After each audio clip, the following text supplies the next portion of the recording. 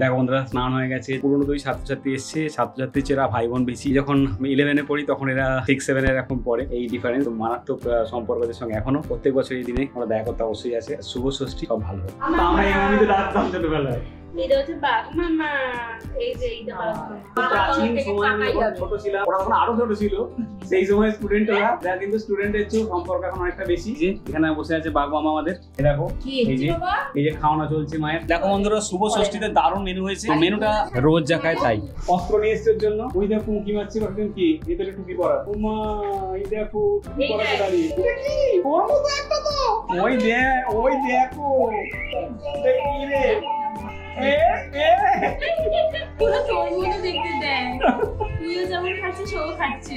Iron man ও দেখলে আর অন্যদিকে থাকাবে। Iron man প্রচুর পছন্দ। এইসব মাঝে মাঝে ছুঁয়ে দিতে হয়, এমন চেঁচায়।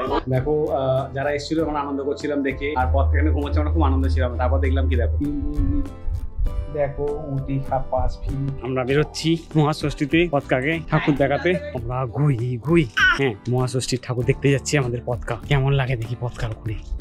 চলো প্রথম এসে ওর কন্ডিশন দেখো। হ্যাঁ দেখো গোপাল ঠাকুর কি বলছে। গোপাল ঠাকুর কি বলছে দেখো, বেরিয়ে পড়েছো।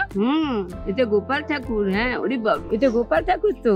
হ্যাঁ দেখো আমাদের প্যান্ডেলটা দেখে ওর বেশ ভালোই লাগছে প্রথম। এই দেখো বেশ খুশি হয়ে গেছে। ব্যাপারটা হচ্ছে বন্ধুরা, এত পার্টির ব্যাপার, আমাদের সরকার পক্ষ থেকে সব লোকজন এসেছেন, তারা তাই মূল্যবান মতামত রাখছেন। তো সব প্রেসের লোক এসেছেন। এত হাইফাই ব্যাপার আমি থাকি না বন্ধুরা, আমরা সাধারণ চুনোপুটি মানুষ। বাচ্চাটাকে ঠাকুর দেখানোর সুযোগ পেলাম না, দুঃখের বিষয়। এত ব্যস্ত ভিতরে সবাই, তার জন্য পরে এসে কালকে সকালে এসে দেখাবো, কোনো অসুবিধা নেই। ওখান থেকে ঘুরে এসে ঘুম পাড়ানোর চেষ্টা, জানি না সফল হব কিনা, চেষ্টা করে যাওয়া। এই যে খাওয়ানো হচ্ছে, আমাদের 25 বছরের ফাংশন হচ্ছে এখানে। ওর মা ওই ফাংশনে গেছে, আমাকে দেখতে হচ্ছে ওকে, আমাকে এবং ঠাম্মা। এটা খুব বিরক্ত হয়ে যাচ্ছে, আসলে মায়ের দুধটা বড্ড চাইছে। তার বদলে বারবার ওকে 0 লাখ দেওয়া হয়। মা পাম্প করে রাখতে পারছে না, কিছুতেই কোনোভাবেই হচ্ছে না মায়ের সময়।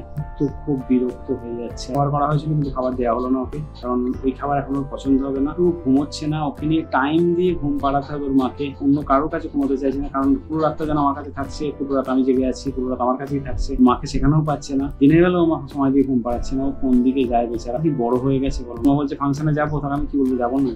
যা ছেলেকে আমি ঠিক সামলাবো, আমি বাচ্চা ছেলে ফাংশনে যেতে পারবো না।